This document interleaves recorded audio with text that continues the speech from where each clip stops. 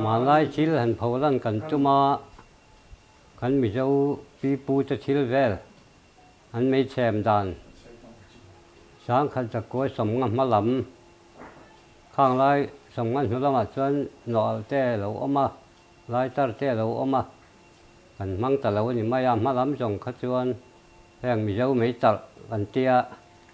hàng hi ram mấy xem nan te cần man berenia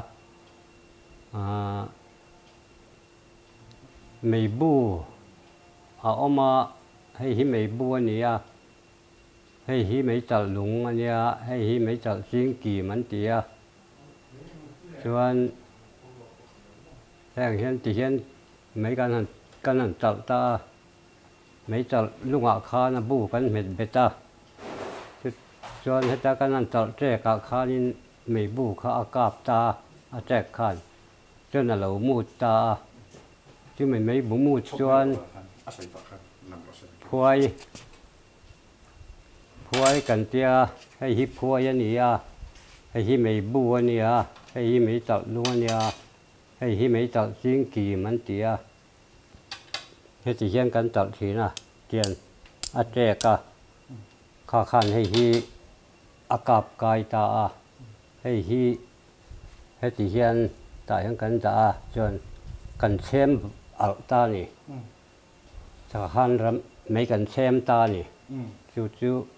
sáng khẩn giặc cuối sống mà làm cho khách chân thì cần mang gì à mà nếu là mà ra chân lái ta trên nó trên lỗ ta các bạn cần mang ta là ba thì mà lái khi cần bị bút té tăng cần mang rắm mấy xem nó cần mang chân gì ấy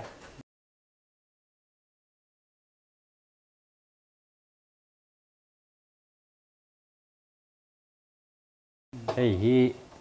bò mà nè hi bò mà nè khá nè mấy ấy cầm pin chú cặp chú mà nè khó lại lùng khua anh nè hi mấy tờ lùng mà nè hi mấy tờ riêng kỳ mình tía chuan hàng hiện thì hiện mấy cái hàng tật ta mấy tật lúc ngã khá na bu cái mệt beta hay hip phơi anh nia hay hi mấy bu anh nia hay hi mấy tật luôn anh nia hay hi mấy tật riêng kỳ man tia hết thì hiện cần tật thì na tiền trẻ cả khó khăn hay hi